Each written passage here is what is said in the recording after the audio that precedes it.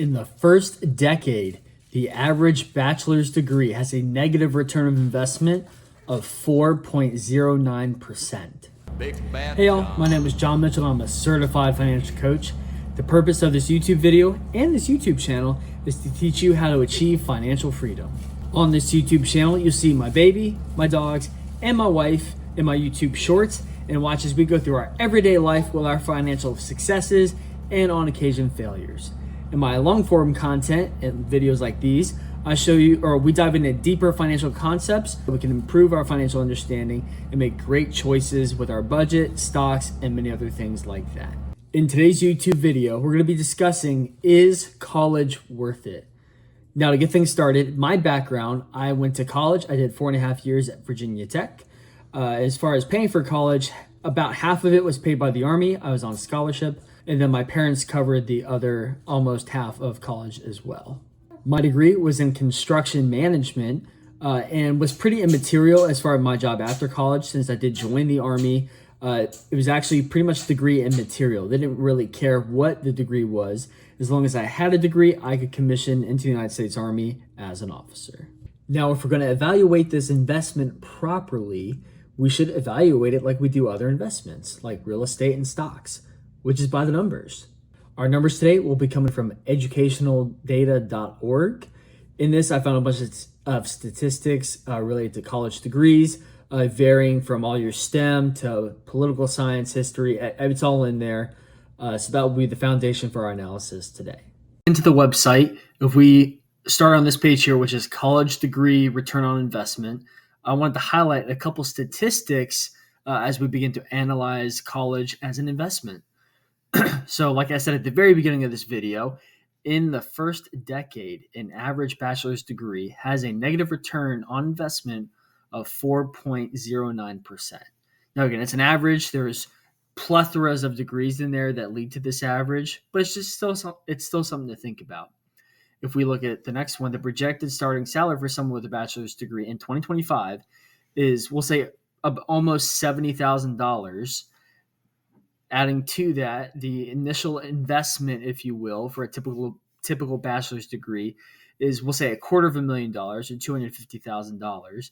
If we're going back up to our average starting salary, you'd have to be living off of $18,000 if you wanted to pay that off in 5 years, which I don't think many people can do. $18,000 for food or housing or car payments alone in a year anyway. With that being said, if we're looking again at that $250,000 for your degree, by and large, it doesn't really doesn't matter what degree you're getting, you're going to pay the same amount. Again, there's lab fees out there and stuff like that. But if we're looking at like a engineering degree versus a history degree, at least for my experience at Virginia Tech, you paid per credit hour up until 15 credit hours or 12 credit hours when you became a full-time student, and then you paid a flat rate anyway.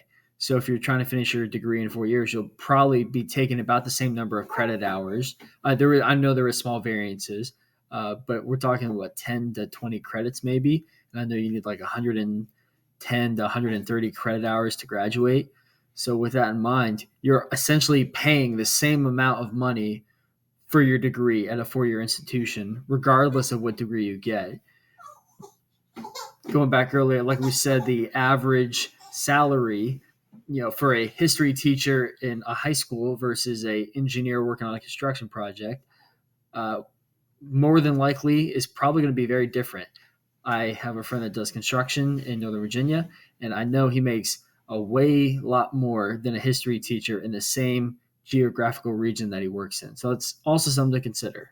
If you haven't already, go ahead and like this video and subscribe for future content, as it really helps me know what y'all like to see and want to see in the future. Continuing down the page in this article, if we look at bachelor's degree returns on investment, this little section in this article looks at the highest grossing degrees in a 40-year career as the caveat, which you can see right down here.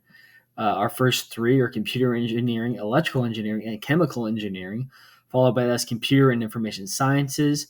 I think based off these top four here, maybe excluding the chemical, I don't know about that one, but the three of the top four all relate to computer stuff. And think about it, we're in a day and age where computers are involved in everything from your cars to your schooling. If you look at bachelor's degree ROI by major, there's a couple statistics here that I think are very interesting. Kind of like I already said, it highlights here that computer information sciences are really the top, or three of the top four degrees that have really high returns. The lowest ROI that this organization was able to find was actually a bachelor's degree for teaching, which is kind of sad. You would think teaching, which is a very valuable field in any society, should have a pretty decent return on investment. You'd want people who are gifted in teaching and knowledgeable about things to be able to sacrifice a little bit and choose to teach generations moving forward. But unfortunately, they don't make a lot of money. So it's hard to argue that's a career worth pursuing when it's really hard to make a living doing it. So another fruit for thought for you out there.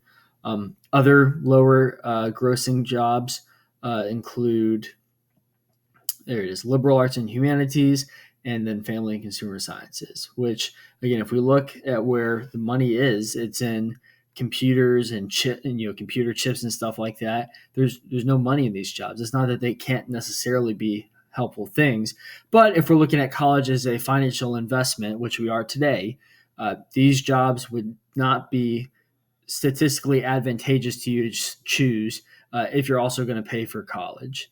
Now, with all this being said, what are a couple ways, assuming we're going to college, that we can save a little bit while going? I think the first one is know what you want to do. I can't tell you how many kids I knew when I was in college who didn't know what they wanted to do and either dropped out with student loan debt or had to take extra years of schooling because they changed their major once, twice, 3, 4 times and had to take extra classes to make that happen. If you don't know what you want to do with college, don't jump in right away. You don't have to. And on that train, another tip for college is start a community college. My wife and I both did college or classes at our community college, and we were we did our research. We knew if we did classes there, they would transfer to our 4-year degree program we wanted to complete at Virginia Tech for the both of us. So we went to NOVA, Northern Virginia Community College, did some classes there over the summers. We were able to transfer those credits over. So community college is a really cost-effective way to get the same education. Like the credits I got there still counted at my 4-year institution. And we got to pay significantly less for those classes I did instead of paying, full price, if you will, at Virginia Tech. So that's also something to keep in mind as well. I hope you all got something out of today's video. The gist is college is a great investment depending on what your degree is in. From what we've seen today, looking at our science, technology, engineering, and math degrees, those are going to do pretty well post-degree. And our goal here is to maximize our return of investment as soon as possible on our degree. So we'd rather it take 2, 3, or 4 years to recoup our cost on our degree versus 10 or 20 years like some of the other degrees we've looked at today. If you're looking for a financial coach to help you financially plan for a college adventure, the link to my Calendly is in the description and in the comment section down below. I love each and every one of you, and I'll see y'all in the next video.